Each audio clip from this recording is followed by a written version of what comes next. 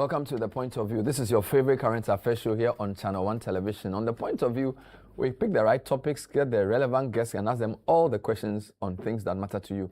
Tonight, we want to tell a story of gold. Gold has become very important. It's always been important, but critically important in Ghana's national economics, whether from our export revenues or even our contribution to tax to GDP. The gold story is a big story. We'll be reviewing the performance of gold for Ghana's economy from the perspective of the Ghana Chamber of Mines. What are the good sides of the gold story? What are the concerning sides of the gold story? And how do we secure our collective future in the mining sector? We'll be right back with my guests. Stay with us.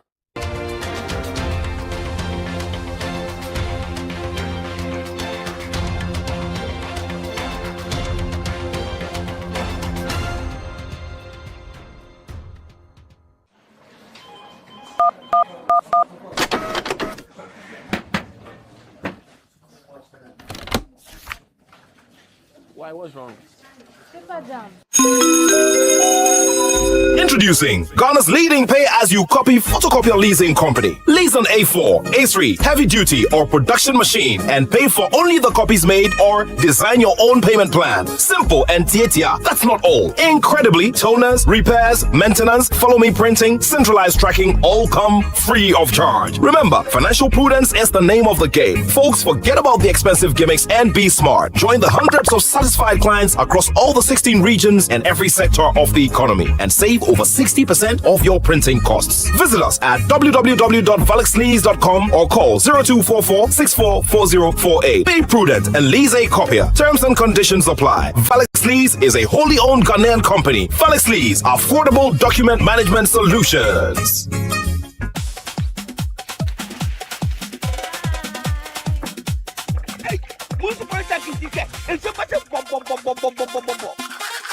Big game today as Ghana faces England. You forgot the eggs.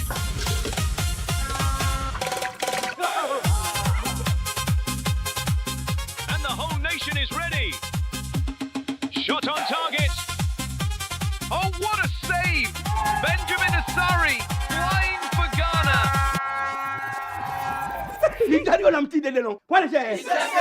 Politics is always safe. Every day, in the moments we love, we rely on clean and safe water that flows from Polytank. G-Money, G-Money, G-Money feels good. feels good. I woke up this morning feeling brand new. Got a fresh perspective and a better view. Moving with the rhythm of the things I do. Keeping what I have and adding something new.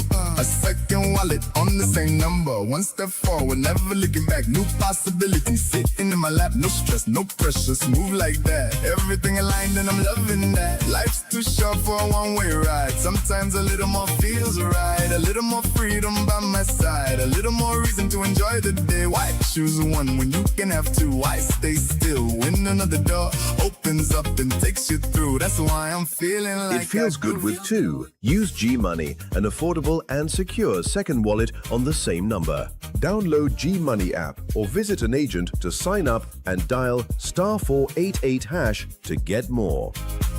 G-Money, G-Money. Give yourself more.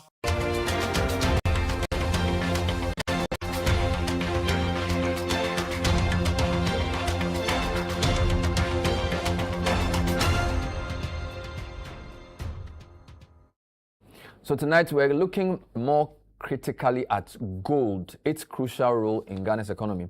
The IMF's media review of Ghana's economy had a whole section on gold. And they say a few things. Ghana's gold production. Gold has become the dominant driver of Ghana's external position. They show some very interesting charts where they say that the precious metal has long been the country's most important export. But the sharp increase in gold prices, coupled with the reduction in smuggling and increase in production, has meant that gold now accounts for more than half of the total exports, from just a fifth in 2021. They also tell us that Ghana is Africa's leading gold producer and one of the most important global producers of gold. And then they also discuss large-scale and small-scale mining.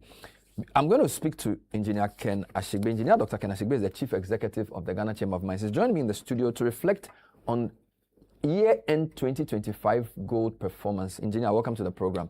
Thank you very much, Kwaku. It's good to have you. How are you doing? Could be better, if we did not have, our waters all polluted and all of that, it could be better. But I think it's great to be a Ghanaian. Wonderful. I also have the Director of Research and Analysis and Finance at the Chamber of Mines, Christopher Nyako. Welcome, Chris, to the show. Thank you, Ben. I know you brought a laptop with plenty diagrams, but before I show what you have, let me tell the world what I have. So this is part of the IMF's report. So they're showing that gold has become very, very important. In fact, the last time we checked, it's about 60-something% of our export revenue. 63. This used to be just about 20% in 2021. So people want to know what is driving this, and I'll let you explain this. But I just wanted to show this to start us off. The IMF says that the precious metal has become one of the most important factors driving Ghana. The corresponding surge in its gold export value led to a drastic improvement in government's current account balance, rapid exchange rate appreciation, and improved debt sustainability. So the gold story is actually a good story, but we want to understand from your perspective what is driving this. So gentlemen, take me to the slide I want to start with, some top lines, all right? So walk me through this, Chris. These are like the gold at a glance. Correct. What is going on here? Okay. So Ben, thank you. 2025 was a seminal year for a number of reasons. A number of reasons for the mining sector is concerned. Yeah. One, our output hit almost 6 million ounces, and that's about the largest we have seen in our records. And it was very significant also for the fact that small scale overtook large scale mining for the very first time. They were neck and neck for a few years, and now they've overtaken. Correctly. Wonderful. This is the very first time we are seeing this in more than 100 years of mining in the country, and it has a lot of implications on the revenue side, on governance perspective as well, and even for decent employment opportunities. It has a lot of implications on that dimension as well. And in terms of export receipts, we're also seeing quite a bit of a jump in our export receipts, going all the way to around 21.3 billion USD. Of course, this has a lot of implications on our balance of payments, on the stability, flow through to inflation, and all the macroeconomic indicators that follow afterwards. And more importantly, again, is the contrast between the growth in production and how that translates into fiscal revenue, into taxes. So of the 21.32 billion that we report as export earnings, maybe gold will give you close to about 95% of this. This export earnings also includes diamonds, manganese, and bauxite. But out of this 95% or so of that will be gold. If you take the gold amount, 52% of that, or almost 53% of that, is attributable to the small scale sector. But the figure we're reporting here as 24.2 reflects what the large scale mining sector pays to the state. So you generally find out that even though there's a growth in export receipts or even in revenue from the sector, it will not translate into a commensurate growth in government receipts, mainly because the small scale sector largely, if I'll put it very bluntly, is not a tax-paying sector for a number of reasons, which I'm going to come up to. And of course, the growth in the output also translates into growth in your GDP. The sector's contribution to GDP is also going to go up as a result of that. And then there is the cost. You are seeing a growth in our cost of producing an ounce of gold. So the AISC stands for all-in sustaining cost. Is the benchmark we use in measuring the cost of producing an ounce of gold. And exploration spending generally also refers to or gives you an indication of the pipeline of projects that are going to come. Mining is one that you need to replace the ore that you are taking. It's a finite resource. As you mine, the volume of material that you have available to mine will be depleting. The only way you can extend your production is to continue to invest. So the quantum of funds that we put on exploration, or amount of money we spend on exploration, is an indicator of our pipeline of production. So let me just pick the last column. Correct. Your gold forecast for 2026 shows that we're going to go higher. Correct. From 5.9 to 6.1 to 6.7. Correct. So in a sense, even though not everything is right, there will be more gold production this year than there was last year. That's our forecast. With a caveat. All right. Yes. Now, I want you to move to the next slide where you talk about the global context. Is what is happening in Ghana unique to Ghana? or has it been driven by global development? Okay. So just before we move to that, there's a slide there's a figure where we talk about how much we have spent in country, which for us is an important. The $7 billion dollars. So it's showing you that of our members' revenue that they realize. When I say the chamber's members, not all our scale mining members belong to the chamber, but of our members, about that amount of money, about 7 billion, was spent in country, and that translates into almost around 78% of their total mineral revenue. So again, just buttressing the fact that a lot of the money realized is spent in Ghana on a number of variables that we're explaining later on. Good. And the developments that you are seeing in Ghana is not unique to Ghana, actually. It's a global phenomenon. Across most of the mining jurisdictions, you're going to find out that most of the countries are recording a growth in output for a number of reasons. For one, the price of gold. We don't determine it in Ghana. We're all price takers, and a number of variables that will drive it. So, for instance, the conflict in the Middle East, the U.S. Israel war with Iran has implications on the gold price. One, it signals that perhaps there's going to be a squeeze on crude oil. We're going to have a bit of challenges within that area as far as transportation is concerned. If we're not careful, it translates into inflation. If inflation comes in, then it means that central banks would have to hike their interest rate to be able to bring inflation down. And all of that means that the global economy is not going to do well. So most investors would then look for a safe haven asset to be able to put their money in there. And that would drive demand for gold. So typically that leads to what we call the investment demand for gold, where investors are looking for safe haven, so they'll put their monies in there as well. In the last few years, we've seen central banks buying a lot of gold. Largely starting from the ban that was put on Russia by the U.S., the sanctions that were put on Russia by the U.S. when they invaded Ukraine. It meant that their fiscal assets or their monetary assets in the global financial market were sort of encumbered.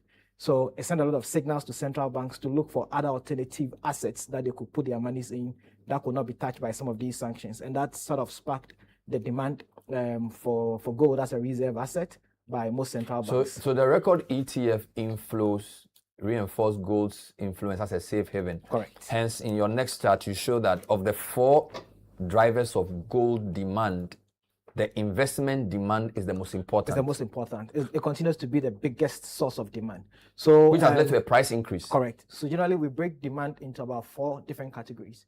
There's the investment demand that the fundamentals are driven by safe haven considerations. Mm-hmm. There's a technology demand where, depending on the material or the product that you are using. So, for instance, the transistors or the chips that we use these days for computing purposes, a lot of the transistors are made from gold. So if there's a lot of demand for these chips, you find out that gold demand also goes up. So that's the technology demand. Then there's the jewelry that we typically wear. Of course, our women ourselves, we all wear it as well. So that's the jewelry demand for gold as well. And then there is also gold that is used by the central bank. That's official demand. That's what official demand as well. So if you look at this chart, the investment demand is the only side that has gone up in 2025. Correct. Which suggests that even the demand from the investment side could have suppressed the demand or availability of gold for other sectors. Exactly. So what we typically say is that although there was a decline in other segments, because of the rise in the investment demand, it sort of offset the declines that you saw across board. So on a year-on-year basis, if you look at it on a holistic perspective, you find that the demand in total increased year-on-year, even though all the other 3 declined. Okay. So you said something that gold performance in terms of our output has been extraordinary, almost 6 billion. Correct. And gold 6 million. 6 million ounces. Correct. And gold's contribution to our foreign exchange has also gone up. Correct. So there's a volumes and a value story here. Correct. On the volume side, you will say that we are producing more. Correct. And on the value side, the price has gone up. Correct. So gold has become more important. Now, is Ghana unique in Africa? Or would say that if you look at what is happening within the world, Africa is becoming more important for global gold. I want you to talk a bit about that. Okay. So Africa, of course, it's very important as far as the global mining space is concerned. One, we continue to be the largest producer of gold. Africa is the largest producer of gold globally. Oh, really? Yeah, globally. So if you look at the chart, I think it puts us to around. Is it the blue? 27%. 27%. Okay. So that's 28%. Correct. So that's Africa as far as our gold production is concerned. And if you look within Africa, of course, Ghana is the largest producer of gold on the continent. I think it's been since. So in the pie chart on the right, Ghana has 17.5%. Correct. This is 2025. This is 2025. Wow. Correct. Yes. Almost double the South Africa Yes. of 9%. Correct. So when did Ghana become number one? In the year that, of course, we will see the year that there was a moratorium on all forms of small scale mining. That should have been when the 2022. No, Ekufado's first term, I think 2018, if I'm correct. Okay. 2018 was when we became Africa's largest producer. Yeah. And we've continued since. There was a year South Africa overtook us. I think 2019 or 2020 thereabout. But since then, we've reclaimed that position. Wonderful. So Ghana is number one, South Africa number two. Correct. Who's number three? I think Burkina. There should be Burkina, Cote d'Ivoire, Mali. They are generally our peers as far as production is concerned. All right. Now, in terms of global production, where does Ghana rank? We are number 6. We are number 6 now, right after Peru. So globally, China, Russia, Australia, Canada, Peru, then Ghana comes in, and then United States follow. Last year, Ghana overtook the US, but traditionally we've always been number 7. Wow. But last year, for a number of reasons within the Nevada area, where it's one of the areas or the provinces that provide a lot of gold as far as the US market is concerned. Last year, they ran into a number of technical issues, so production for the country as a whole dropped. And of course, given the dynamics in Ghana, we saw Ghana displacing the United States. So in the whole world, China is the number one producer of gold. Undefeated, undisputed. Followed by Russia. Followed by Russia. Even depending on the kind of the source of your data, there's always some tension between Russia, China, and Australia. In terms of who is the largest producer. If you check Russian sources, they will attribute it to Russia. If you check China sources as well, China will also attribute it to China. So what we tend to do generally is to look for an independent empire, which in our case is always metals focus. And then that's so what China. it for. So that's 385 what? Tons. And then Russia is number 2. Number 2. Australia number 3. Canada number 4. Peru 5. And Ghana is number 6. Correct. More than US, Mexico. Amazing. Yeah. Wow. Now, it also appears that 2025 was a unique year for Ghana's production. Correct. What is driving that? Because you have these charts where for 2025, for the top 10 producing countries, Ghana produced more than everybody. Correct. So this graph is showing... Guys, the next one. The next one. This graph is showing change in production. Yes. And change in production is like just the growth in production. We need to break Ghana's production into 2 segments because there are 2 segments of the sector. There's the large scale and then there's a small scale. Traditionally, the large scale sector does just shy of around 3 million. We never get to that 3 million mark. We struggled a bit. And small scale mining traditionally has done anything shy of 2 million. But in last year, we saw a big jump in the small scale sector's output, growing from well over 1.8 million to close to 3 million ounces of gold. At the same time, the large scale mining sector's output was largely flat. It was a slight decline, but largely flat. So the jump that we are seeing as far as Ghana's output is concerned is attributable to the small scale sector. Indeed, when we were checking the literature and comparing small scale sector gold production in terms of country production, Peru generally is always the largest producer, but Ghana overtook Peru even last year, making Ghana the largest gold producer as far as the ASM sector is concerned. We did close to 100 tons. Artisanal and small scale mining. As far as close to about 100 tons. And you look at the size of Peru as a country, you compare that to Ghana, it tells you the amount of output that we got from the small scale sector 2025. So Ken, from the strategic perspective as CEO of the chamber, are you worried that now small scale mining has overtaken large scale in our gold production, gold being our most important metal? Is that a concern for you? Well, generally not the fact that the small scale ASM sector has overtaken. I think the first thing you would want to look at is the fact that your large scale sector is not growing, it's declining. And then the second thing you also then would want to look at is the fact that the thing that will drive your growth is your exploration revenue. And if you're doing if you're doing the most gold in Africa, and then you look at the spend for exploration in Africa, and you're doing less than 10%, then the worry then you then tend to have is that even your decline of 9%, if you are not careful, what is going to happen is that you will further decline in terms of your large-scale sector. And again, when you then consider that for you, when it comes to environmental stewardship, your small-scale sector is devastating your country, and the sector that is doing a lot of the responsible mining and then providing the responsible, the sustainable jobs might get into a decline, then you're worried. Then you would also juxtapose that to some of the policy decisions that we've taken. Again, when you look at the fact that when you look at the issues of cost, for example, that cost jump that you're looking at is a cost jump that is unique to the large-scale sector. It's not your small-scale sector. And so then you start getting worried that if all of these are going to happen, then what are the things that you need to do to ensure that you continue to grow? Because one of the critical things this data also tells us is that, for the small-scale sector, they don't explore. So it's only the gold that they find around that they deal with. And so once they finish that, there's no gold again for them to be able to, so they'll move to another area and all of that. So the tendency for your small scale sector to go from that particular high to almost an abrupt end is very high. The place that you would want to be able to grow is, your large scale sector. That would also drive along responsible and artisanal small scale sector. So the worry is more for the fact that the large scale sector has declined, and then also the fact that the leading factors that would lead you to growth, bring you back to growth, are not pointing in the right direction. I want to pause there because he made a point that the large-scale mining companies pay all the taxes and the small-scale mining companies don't. But I think you need to admit that maybe the 2025 figure has become obvious because of two things. The gold board's arrival has now officially documented what the small-scale miners were producing. So they probably had more gold being produced than you, but we never knew until gold board came.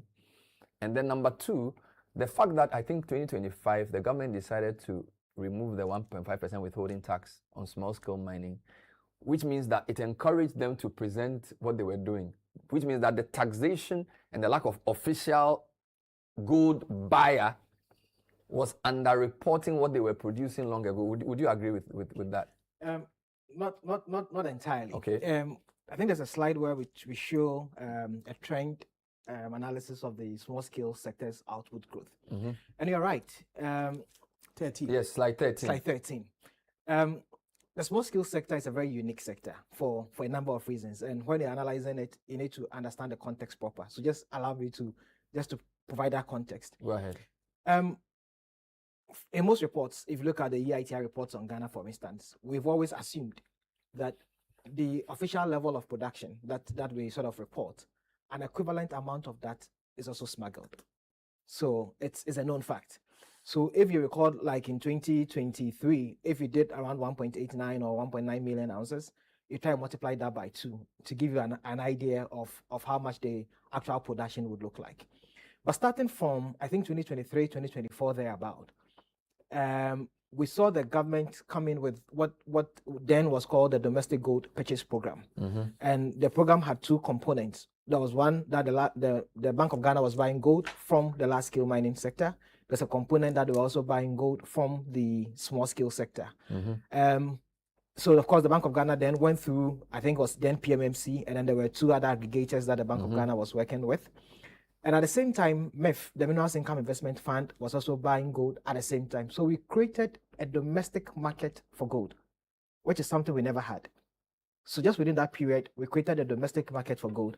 And that suddenly sort of brought all the gold that the small-scale miners were producing, most of them at least. It will also then reduce the incentive to smuggle. Because somebody is officially buying. Correct. But then, you see, my point is that we lost, when you smuggle gold, you lose everything from it. So even though we are not getting the 1.5% tax, the fact that that gold is officially purchased supports our reserves, and we have a record of it, is good enough as a first stage. Correct. The next stage will be obviously paying commensurate tax. It's good, not enough. It's good. No, I'm saying that it's a starting point. I'm giving I'm making that because his original point was that even though small-scale miners produce more than half of our gold, almost all the taxes is paid by you guys. Yeah. Large scale mining sector. Yes, and I was trying to explain that could be true because in the past there was a lot of smuggling and they had to remove the tax to discourage people from smuggling and bring in gold board to make, and now you've explained that now they're actually officially buying the gold. There's a local market for But gold. there's a critique of you guys, which I'll read to you from the IMF, and I'll let you deal with it when we come back. Because even though you've painted a solid picture of what the large-scale mining sector is doing, the fund believes that you guys should be doing more. Yes, and I'll read it to you. Yes, it'll be good. This is the point of view. We are discussing the gold story. I call it the good, the bad, and the Galamsey. We're discussing all that today on the point of view with friends from the Chamber of Mines. Stay with us.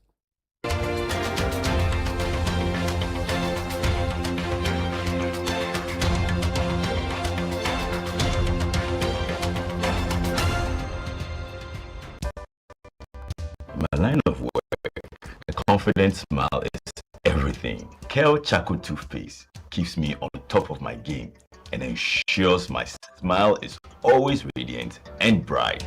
With the tiring nature of my job, we spend several hours under the scorching sun. To keep our teeth white and our breath fresh all the time, we use none other than Kel Charcoal Toothpaste. Kel Charcoal Toothpaste. You're on a Kessie and in a kit one. Mayo Kendrini, and who be here, some make us a papadia to a mammy mouth for Kel Charcoal natural ingredients, and a bomb is so buying, and man is swing, and a sans of mamma hotel so it will big you. Kel Charcoal Toothpaste. Choose Kel Charcoal Toothpaste for anti-cavity, whiter teeth, and fresher breath all day. Available in 80 gram and 150 gram. Grab yours today. Kel, happy smile. This advert is FDA approved. This shirt alone can command respect. You haven't even checked the price. Real men check quality first. Fear comes later. Card, please. Wait. What again? Check the amount first. Madam, it's correct. Please show it to us. Hey! 25,000! Oh, it's a mistake. That's sister, why? Oh, am I buying the shop too? It's a mistake. I'm sorry. My spirit almost left my body just now. Daddy, please check. Good. I feel you, Jimmy. Network issue. Please give me the card so I'll go and check inside. No, the card stays with him. Always confirm the amount before tapping or entering your PIN, and never allow your card out of your sight. Spot the fraud. Stop the fraud. This message is brought to you by the Ghana Association of Banks. From the grandest stage, the badges change, but the passion remains. It's a special goal! Cometh the hour! Cometh the man! This football is from the heavens. What a story this is! 10 months of drama lie ahead. The stage is set. The biggest stars from the world's biggest leagues on Supersport. It's on DSTV. Hello, Ghana. Get ready for the ABSA Auto Fair, the biggest auto fair of the year. Happening on Saturday 22nd and Sunday 23rd August 2026 at Good Park, Accra Mall from 10 a.m. to 10 p.m. daily. Explore incredible deals on your favorite car, from your first car and reliable family vehicles to premium SUVs. We will be there to help you drive away in the perfect car with affordable financing solutions from ABSA. Owning your next vehicle has never been easier. Join us at the ABSA Auto Fair on 22nd and 23rd August at Good Park, Accra Mall, and drive your dream car home. For more information, WhatsApp 054 136 1237.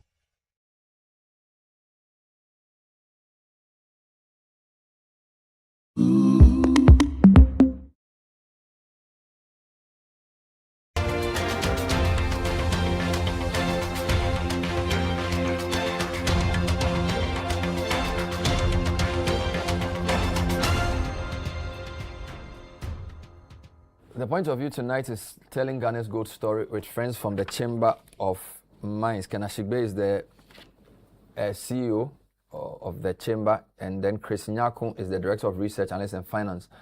The story is clear. Gold has become very, very important. Over 62% of our export revenues is from gold. Ghana is now Africa's largest producer of gold. Africa is the world's leading producer of gold.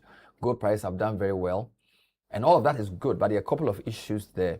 Small-scale mining gold output has overtaken large-scale mining, but they don't contribute as much if anything at all, to taxes. There's also the question of traceability, and the question of Ghana's attractiveness as a gold investment destination, because the royalties and the taxes and all those things are making it relatively difficult for new investments to come. We'll deal with that.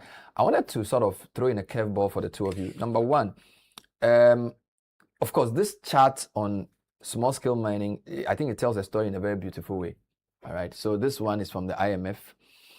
The red is the small-scale mining, and the blue is large-scale. Correct. So clearly from 2023-ish, it's gone up, 2025. Correct. So this is good. Okay. What I wanted you to comment on was figure 3. So take me to figure 3. And it says, Ghana is mostly operated by licensed multinational companies. The sector is mature with output averaging between 2.5 and 3 million ounces annually for over a decade. Large-scale mining is subject to various forms of taxation, including royalties, corporate income tax, and a growth and sustainability levy, and payroll taxes, as well as dividends from state participation in mining companies. Here's my emphasis. Fiscal revenue from mining has fluctuated between 1 and 1.5% of GDP, figure 3, which is comparable to fiscal revenues from oil and gas sector, despite the latter's smaller output. So that they are comparing you to oil and gas, and they're saying your fiscal contribution is not commensurate to your size. All right. The mining fiscal regime is considerably less transparent than that governing oil and gas sector. Correct. Mining revenue reporting is incomplete and not timely. Information disclosure is fragmented across institutions and is not fully integrated into fiscal reporting or budget processes.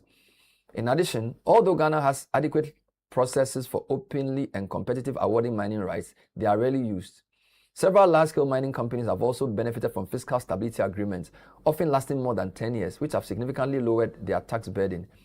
Important reforms to the mining regime are underway, including the introduction of a sliding scale for royalties in 2026, which should significantly increase revenue. So the fund is saying that you guys don't pay as much or contribute as much fiscally compared to the oil and gas sector as your size demands. So here you are saying that small scale miners are not paying.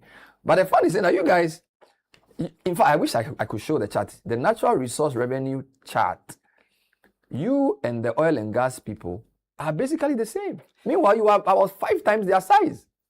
What do you have to say about that? So again, you see, in all of this, you need to realize the fact that your tax is also based on the profits that you make ordinarily. Apart from again, if you come into the mining sector, the royalties are even based on revenues and all of that. And again, so you need to look at the whole issues of the cost structure of the mining sector compared to what it is in the oil and gas sector. That is really very important. You also need to, when you do a comparison of the two sectors, you see that the break-even points for oil and gas is far shorter than your mining sector. So again, all of that is going to factor into the issues around what the contributions are. So again, so those are. Well, but this is not profit tax. They have put everything. You see, no, so I'm saying that what they did was that they put contribution to overall fiscal revenue. Correct. Some of this is corporate income tax. Some of this is royalties. Some is a levy. Some are even payroll taxes. Correct. And even dividends. Correct. When you put all of that together, your contribution to our revenues is comparable to a sector that is much, much smaller and much newer. Correct. So clearly, the quality of governance in the oil and gas sector has made us get more revenue than the quality of governance in your sector. Well, not necessarily, man. So like CEO tried to explain, fiscal payments are a function of revenue and costs. The cost structures in the industry between mining and oil are not the same.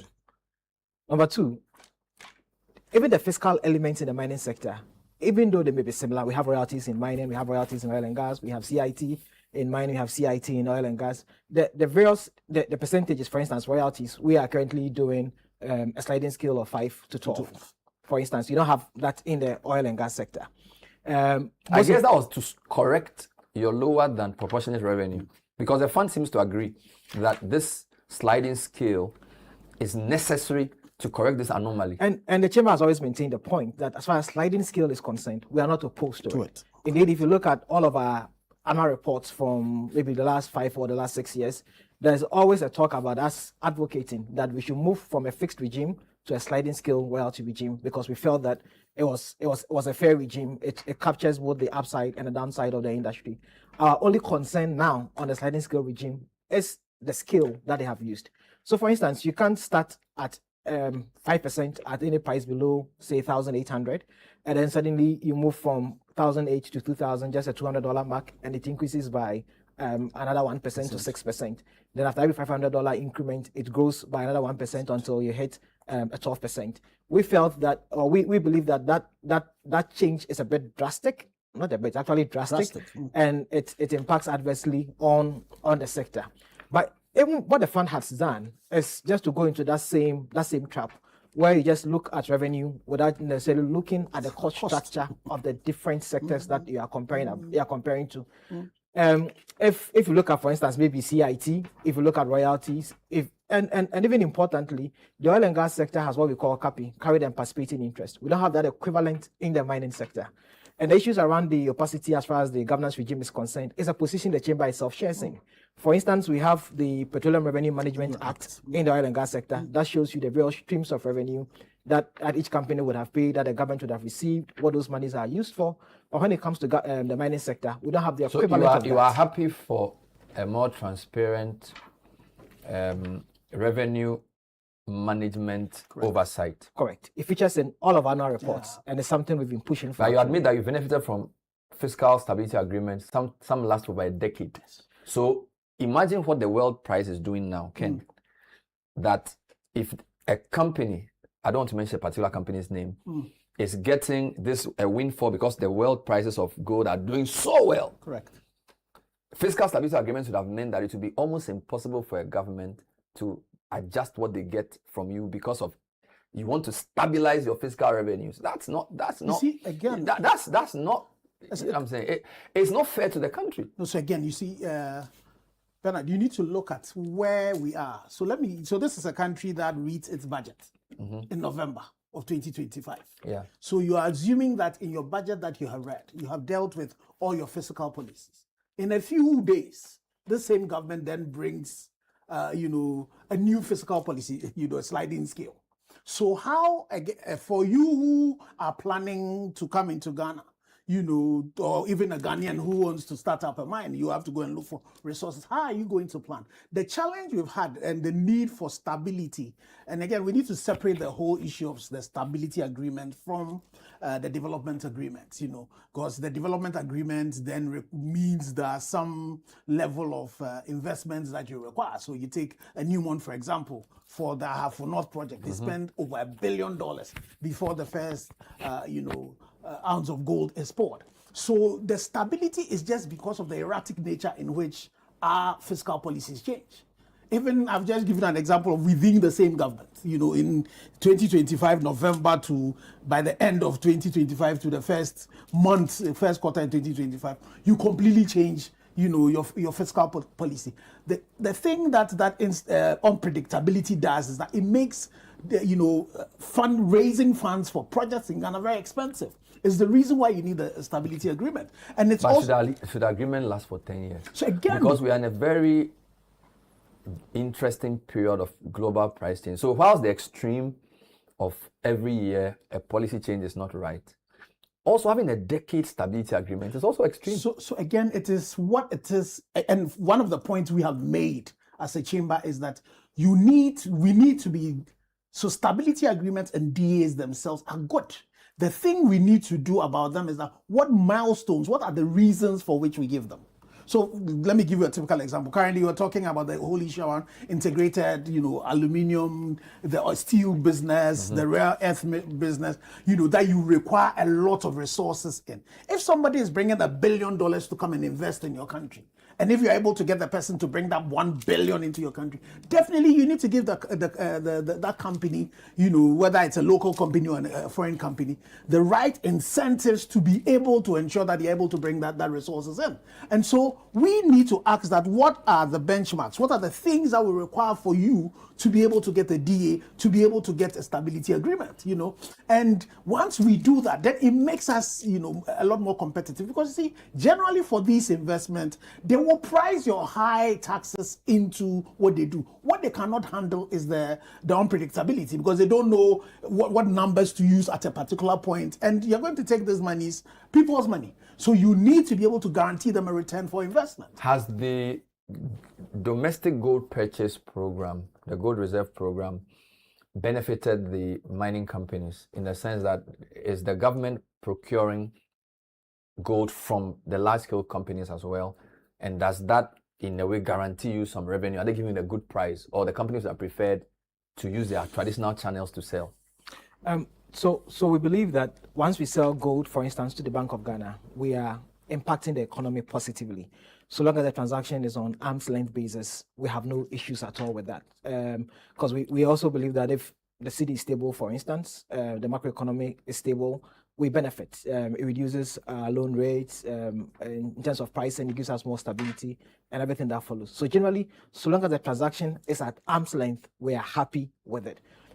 It's only when the transaction varies a bit, like currently the ongoing conversation with the government, where in the past it was the central bank buying the gold from us offshore and then goes directly into their reserves, to a regime now where we are going to be selling locally, and then it will be refined in one of our 2 domestic refineries, and the associated cost that comes with it is about 5 times what we are currently bearing. Are you saying that if the government buys gold from a company that mines in Ghana, from your international system, it's cheaper for you than when they buy directly here?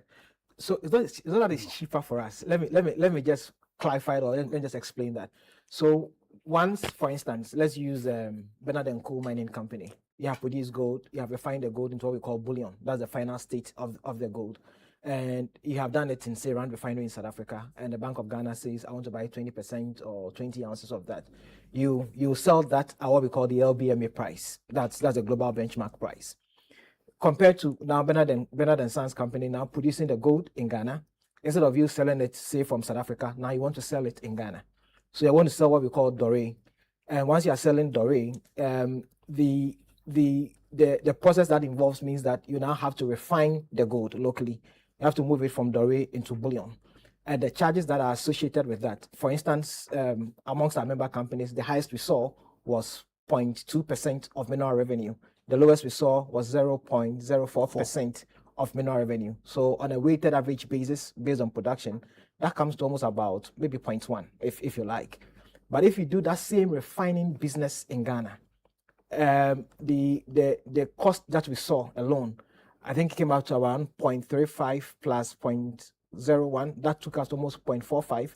Then there is also the international transportation component that you have to take care of. So if we put everything together, it comes to 0.55. So you're moving us from a cost of doing the same thing outside the country from 0.1 to a cost of 0.55. That's fair, yeah. But the country must also add value locally. Correct. To benefit, Correct. whether it's cocoa or gold. Correct. So if the country's long-term plan is to say, we have to refine here, so that we don't just buy doré, but we buy the gold that is properly refined in Ghana eventually. I mean, your business model is there, but the country also has the right to say that. So that is why we have agreed to that model. Eventually, we will have to add value here. That's what we're doing. That's what we're doing now. So we currently are doing that. But the point we're just making is that as an industry, we've agreed to subsidize Ghana's refinery process. Correct. By 5 times what we are ordinarily paying. Correct. And it's something we have committed to doing. That's Even before good. government brought that up, we had gone to South Africa engaging, wanting to do that. The thing we need to do, and again, that's the beauty in the Ghana project, the cost acquisition is supposed to be coming down. Because again, you need to look at what are the things that make the cost of refining in Ghana higher. Some of them are the taxes regimes that we have, the issues around the high cost of electricity and all of that. And again, because we know these are refineries that are beginning the process of refining, the inefficiency are in there. But we all need to work together with government. So this is a sacrifice that the large-scale sector is doing. But again, you should bear in mind sector. When it comes to the small scale sector, that's not what happens. Small scale sector, they do not bear any of these costs. You know what I mean? And so that's why when we are looking at everything in totality, we need to look at it at what gives Ghana the best bang for its money. And we are definitely committed to this, and we're hoping that in the next 3 years, we'll be able to get an LBMA certified refinery in Ghana. And what that will do for Ghana is not only the jobs that it will create, even the cash and cash flows that it retain in this country. It then becomes a hub. We could then start refining gold, because again, if you look at the statistics, you see Burkina, you see Cote d'Ivoire, you see Mali in there, and we become. So one of the things we have said to government is that we need to make sure this GANRAP is an incentive-based system so that you provide incentives to be able to attract a lot more of this refining. I'll take another break. When you come back, I want you to touch on a number of things as we wrap up. The fact that costs are rising in Ghana for the mining companies. Exploration is more brownfield than greenfield. And then the whole contribution of the mining companies to keeping revenues here and investing it back here. What policy proposals they have for government to secure the future of mining in the country. So tonight we're reflecting on gold, the gold story for Ghana. Stay with us.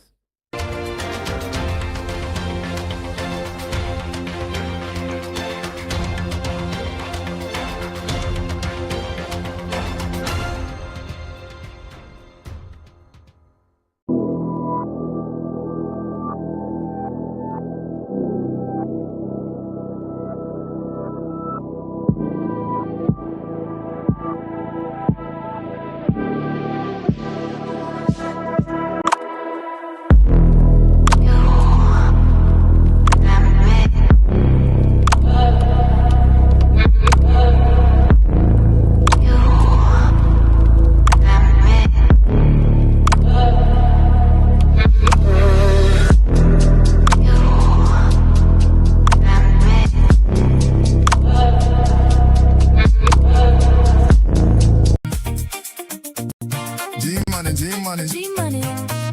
Feels good. Feels good. I woke up this morning feeling brand new. Got a fresh perspective and a better view. Moving with the rhythm of the things I do. Keeping what I have and adding something new. A second wallet on the same number. One step forward, never looking back. New possibilities sitting in my lap. No stress, no pressure, smooth like that. Everything aligned and I'm loving that. Life's too short for a one-way ride. Sometimes a little more feels right. A little more freedom by my side. A little more reason to enjoy the day. Why choose one when you can have two? Why stay still when another door opens up and takes you through? That's why I'm feeling like it feels good with two. Use G-Money, an affordable and secure second wallet on the same number. Download G-Money app or visit an agent to sign up and dial *488# to get more. G-Money. Give yourself more. We are Hollard, your trusted insurance partner. We don't sell yogurt.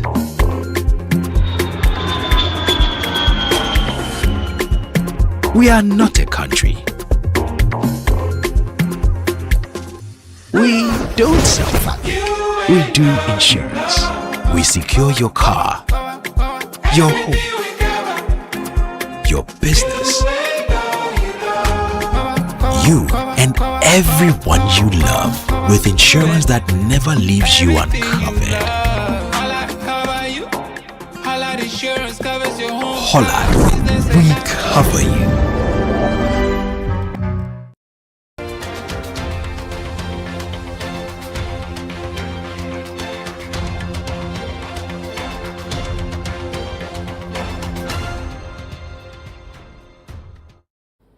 We are still on the point of view telling Ghana's gold story with friends from the Chamber of Mines engineer Dr. Kenashigbe is the CEO, and then we have Chris Nyako, who's the Director of Research, Analysis and Finance. So walk me through the performance of your companies. It seems to me as though 2025, even though gold production increased, only 3 companies did a year-on-year positive performance.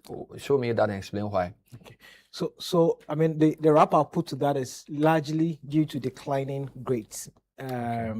if your grades are low, it translates into lower output for you.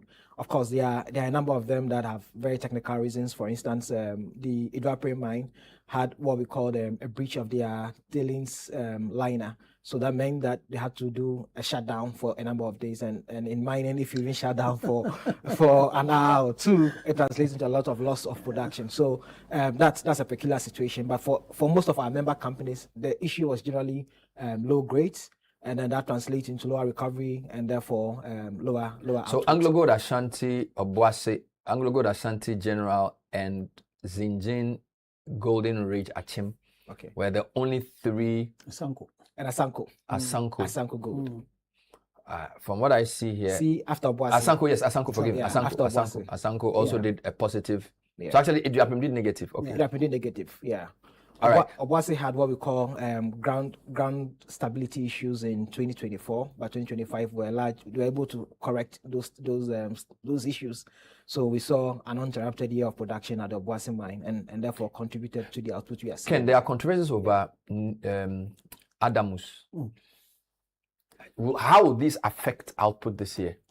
So definitely there's been some challenges with Adamus's production. It's not been, they had in this whole process. So I'm pretty sure that it would impact. It would impact, the numbers they will give. Again, as you have 24 hours in a day. The mines work 24/7. So once you lose the 24 hours, it's gone. So it definitely would impact the volumes, unless then you get to hit some high grade that then would result in terms of the quality that you get, then you would have offset the volumes that would drop. So definitely that would impact it. And again, it's also because a lot of our mines are getting to the matured state, and you need a lot of investment to be able to do some exploration and some major engineering works. And for a lot of these mines, there are plans to really, some of them are planning to go underground if they are surface mines. Some are doing some new explorations that require,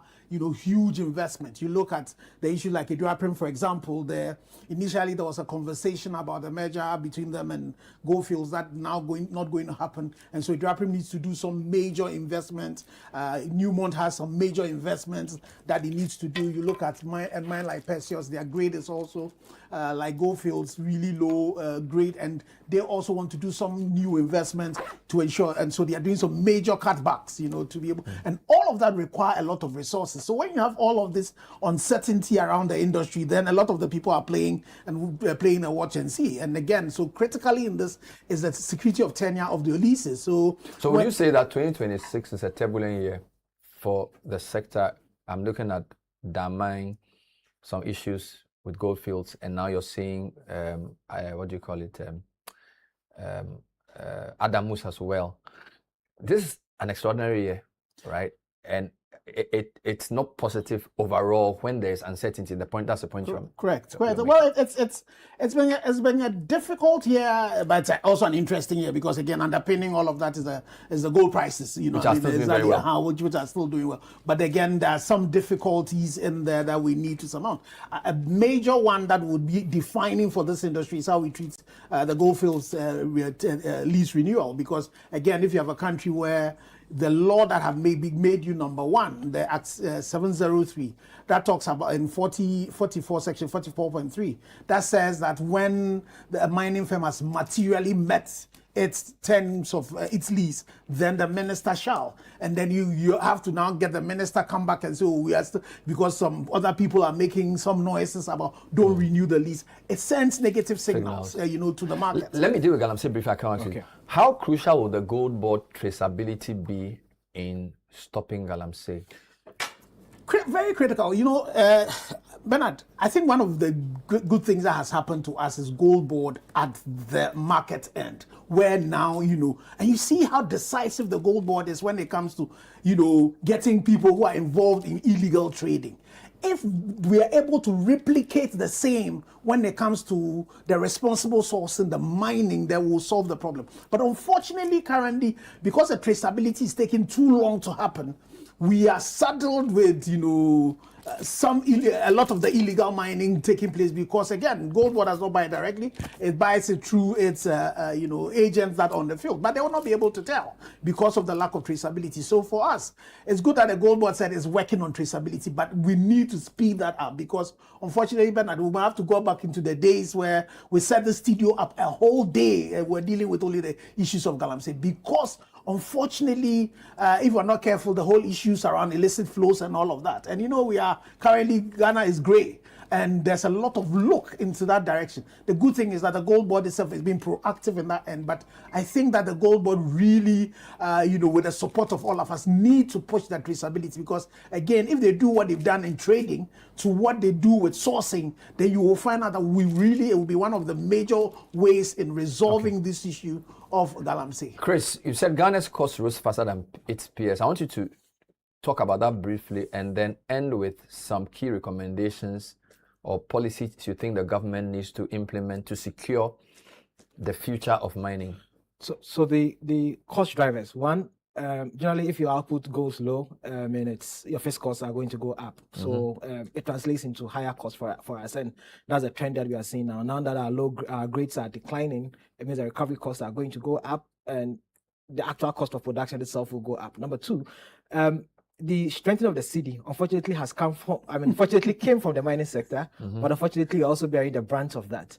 One, the money you are getting is in USD. You want to convert a portion of it into Ghana cedi to make your payments and all of that. So now that means that the amount we are going to get will reduce, and that also feeds into your operational cost as well. So that's been one. And then our input costs. So generally, people tend to focus on the price, but they also forget the other factor or the other element of it, that even though price is going up, the cost of production, the input cost that you need, the reagents, the chemicals you are going to use to produce, they are all going to go up. Labor is also asking for an increment in salaries. It cuts across. So it feeds directly into that. And the other dimension of it is also our, what we call the fiscal cost. In 2025, one of the first things the government did was to move the GSL, or the growth and sustainability levy, from 1% to 3%. It's a headline revenue, and you add it, it feeds into your production costs. But once the royalty rates were moved from a flat of 5 to a sliding scale of 5 to 12, of course, the GSL was then reversed from the 3% to 1%. But going forward, because of the royalty cost going up, and royalty is part of your cost of production, we also expect that it's going to hit the numbers. Unfortunately, I have just 60 seconds. So, Ken, I want you to give me your biggest recommendation for government to secure, because your point earlier has been that if it keeps getting expensive to invest here, we will not have the gold production increase in the future. So what's the most important thing you think the government needs to do? So I think, again, the government, we are about reviewing the Act 703. It is important that in that act, the things that have made us number one, we do not take them away. So the whole issues around security of tenure, of mining leases are so important. We've seen in the draft that has gone to Parliament that instead of that clause in 44.3 that says the minister shall, when all the materially have met the terms, is now going to be may. We would urge that what we should rather do is that Ghana should be really explicit in what makes you materially meet the terms, so that we make that explicit. All the things we need in terms of retaining our value, we put that in there. But once the person has met that, then it should become a shall. Then the issues around, again, the interesting thing is that the IMF itself, the report you're reading, they have, in terms of government take, they have a range. And on Ghana, unfortunately, we are hitting the top and going beyond it. So we need to be a lot more competitive as a mining destination. And again, it will mean looking again into all of those things. But most importantly, we need to be predictable. There should be that consistency when it comes into the issues of policy. Thank you so much, Engineer Dr. Kenashigbe.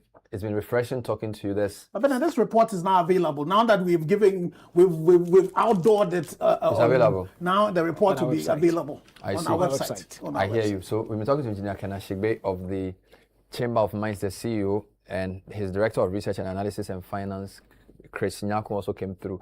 Ghana's gold story has been positive with some caveats. There's a lot of work that needs to be done to secure the resilience of the sector and to also increase value addition, create more jobs, so we'll all be happy and developed. Thanks for watching. We'll see you next time. Bye-bye.